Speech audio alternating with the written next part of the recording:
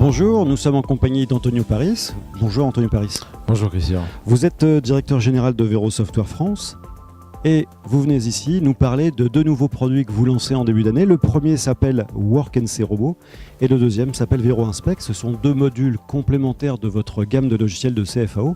Parlons donc dans ce premier logiciel Work & Say Robot. De quoi s'agit-il ? Ça va permettre de piloter la plupart des robots du marché. Donc sur certaines applications, donc notamment le détourage, pour faire du détourage, pour faire de l'enlèvement de matière également. Ça va permettre également de faire de la soudure, de durcir des arêtes pour des outils d'emboutissage. D'accord. Donc voilà, il y a toute une variété d'applications qui peut être menée à travers de notre logiciel. Work & Say Robot, c'est un module qui peut s'acheter a posteriori si on est déjà équipé de Work & Say ? Oui, complètement. Donc c'est un add-on, c'est un module qui vient s'intégrer sur le même environnement que Work & Say. D'où l'intérêt, effectivement, pour les gens qui sont déjà dans le domaine de l'usinage, de pouvoir aussi également gérer les robots. Alors, en quoi se distingue-t-il des solutions classiques de programmation de robots du marché ? Alors, par sa simplicité, puisqu'on est dans un environnement... Pas besoin d'être un spécialiste du robot polyarticulé pour le programmer ? Exactement. Donc, on est dans un environnement qui reste le même que pour l'usinage, avec tous les outils qu'on peut connaître, qui permettent de simplifier la mise en œuvre de cette application.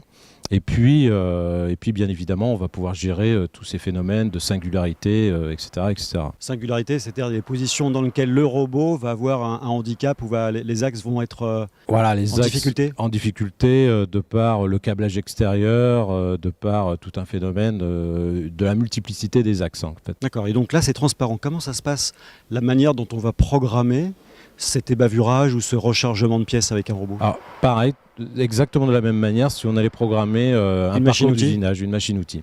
On part de la pièce finie ? On part de la pièce finie, tout à fait.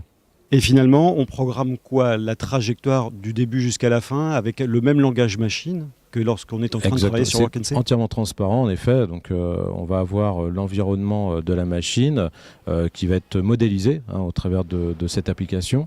Donc, ça va permettre de gérer tous les phénomènes de collision, par exemple, et à partir de là, de pouvoir régler ces phénomènes techniques, problèmes techniques. On a donc vous livré l'outil avec une bibliothèque contenant les différentes géométries des robots, les armoires de commande, les préhenseurs également pour saisir la pièce. Exactement. Donc on va pouvoir tout modéliser. Alors en bibliothèque, on a à peu près, je pense, 200 ou 220 machines, des principaux constructeurs. Ouais. Tout à fait. Et puis derrière, bien évidemment, on va pouvoir customiser ce qu'on appelle la partie post-processeur, pour pouvoir dialoguer avec les robots. Donc là, encore une fois, on a nos techniciens sur place qui sont capables de mettre en œuvre toutes ces choses-là. Parfait. Deuxième produit, alors plutôt l'aspect métrologie cette fois-ci. Vero Inspect, c'est un logiciel qui est standalone, c'est un logiciel qui est un add-on d'un module. Alors c'est un add-on de nos logiciels, Vero, bien évidemment, ou alors ça peut être vendu séparément, donc en standalone. L'utilité, ces applications typiques ? Alors, les applications typiques pour faire de l'inspection offline, donc on a son PC sur lequel on vient installer cette licence, enfin ce logiciel, et puis à partir duquel on va pouvoir programmer, créer sa gamme de contrôle finalement.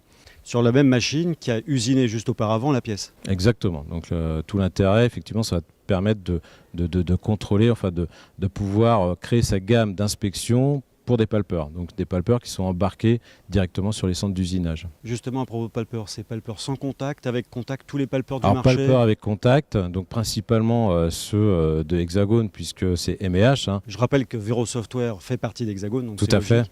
D'accord. Tout à fait, mais bon après... Palpeurs avec contact, plutôt ceux d'Hexagone, mais vous pouvez quand même accepter des palpeurs de la concurrence. Tout à fait. D'accord. Comment programme-t-on les points de contrôle sur la pièce ? Alors très simplement, on démarre à partir de la géométrie 3D, ça peut être du step, ça peut être tout type de format. Alors l'intérêt, c'est vrai que quand c'est couplé avec nos logiciels de FAO, ça permet en tous les cas pour celui qui fait le parcours d'usinage de pouvoir savoir les zones sur lesquelles il va contrôler la pièce, donc de pouvoir créer cette gamme de contrôle encore une fois sur ces tolérances. Et puis de manière très simple, on va avoir derrière un rapport de contrôle, donc directement à partir de la pièce physique.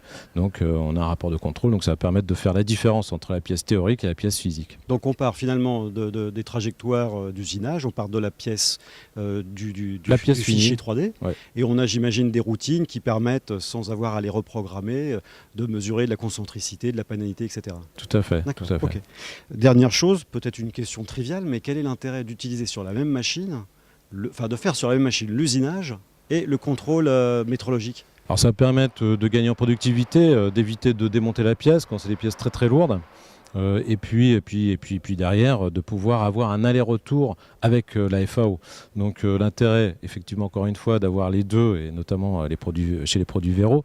Donc ça va permettre de pouvoir anticiper les défauts. C'est-à-dire que si vous contrôlez la pièce et que vous apercevez en cours d'usinage qu'il y a un problème quelconque, vous pouvez toujours intervenir sur l'aspect purement FAO et de relancer automatiquement le parcours d'usinage qui lui va s'adapter. Et donc là, on parle d'usinage adaptatif. Donc sans démonter la pièce et en gagnant du temps. Sans démonter la pièce, tout en un dégauchissage de la pièce qui va se faire Exactement. automatiquement. Donc effectivement, pour les pièces de fonderie, ça va permettre de pouvoir recaler la pièce par rapport à son parcours d'usinage. Donc c'est effectivement très intéressant. Ce sera le mot de la fin. Merci Antonio Paris, à bientôt. Merci à vous.